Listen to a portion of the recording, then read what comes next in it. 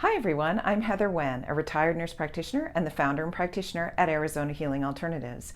On this channel, you'll find several videos, what I like to call aha moments, where we'll be discussing issues that impact your health. So whether you decide to use Western medicine, alternative medicine, or even a mix of both, I'm passionate about you knowing what your options are. So for today's aha moment, we're going to be talking about parasites. Ew, who wants to talk about that? But it's a really important topic because parasites sometimes are not what you think, or not exactly, everyone thinks of a big tapeworm. That's not what I'm talking about. Sometimes it is, but basically we need to know, what do we do about them? What are they? And why do we even care? So stay tuned.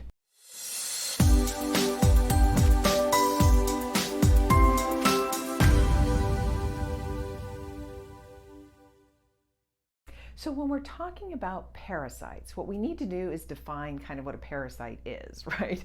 When we look at it, parasites can be even as simple as overgrowth of yeast or bacteria or viruses. Now, when I was doing prenatal care, and so don't write in the comment section that I think babies are parasites, since it's not what I mean.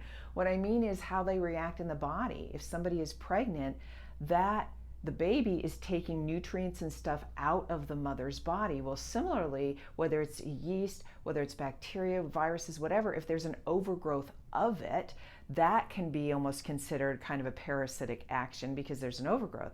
But also when you think about it, which probably most of us don't want to think about, is a lot of the stuff that we eat. I'm not talking about tapeworms, although it can be if you're eating undercooked meat or things like that. Yes, there are actual parasites that can cause a tapeworm, a roundworm, things like that. But also just in general, in what we eat, it has different bacteria, different things in it that can cause problems for some people. We know if you go traveling sometimes to a foreign country, you can pick up something, bacteria in the water, things like that, that this kind of organism can cause a great deal of problems within the body. So since we know that at the base of all that, anything that you eat, that anything that, in water, anything like that, that there can be parasites. There can be some ones that are considered more harmless, that are fine, and others that are a problem. Well, let's say, how do we even manage to know we have one? Well, there are certain laboratories that actually do run tests and run different things, and sometimes it's a stool sample, things like that, where you can actually look and see if they're parasites. But some of those places you have to be careful because some of them die even before they get to the lab, so it's hard to diagnose. But what can you do about it? Well, there's several different options. Obviously, in Western medicine, we know this, we have anti-parasitic medications, but it would be important to know which kind. So I would follow up with a Western practitioner that specializes maybe in infectious diseases or things like that, to figure out. And some of the symptoms of that can be, oh my God, weight loss that's not explained, or other problems, or a lot of bloating, or a lot of other problems, or things like that with your gastrointestinal system, or with your stomach, or with your intestines. So you might want to find that out. And then there are different medications that can treat it that way. There are also naturopaths and stuff that have alternative, even Chinese medicine, there are alternative ways of dealing with parasites, different herbs, different supplements that can kill them. I know in what I do, there is actually a correction in Total Body Modification, or this applied kinesiology. I actually test for small and large parasites. Now with small and large parasites, it doesn't mean that it's going to tell me which one, wouldn't that be nice? But there's a little correction I can do. And then what Victor Frankl, who was the founder of Total Body Modification, did was he encouraged people to actually take a large dose of odorless garlic for about 30 days. Now with that, you hope it's odorless because, as you know, when somebody eats a whole lot of garlic, they can tend to, you can smell them coming from a mile away, which is fine. But basically garlic for some people can be really hard on the stomach and difficult for people to process. So I would check in with either a Western medicine person, you could check in with somebody who specializes in Chinese medicine, is what Chinese herbs could be used for that. Also, you can check in and see with naturopaths as to what different supplements.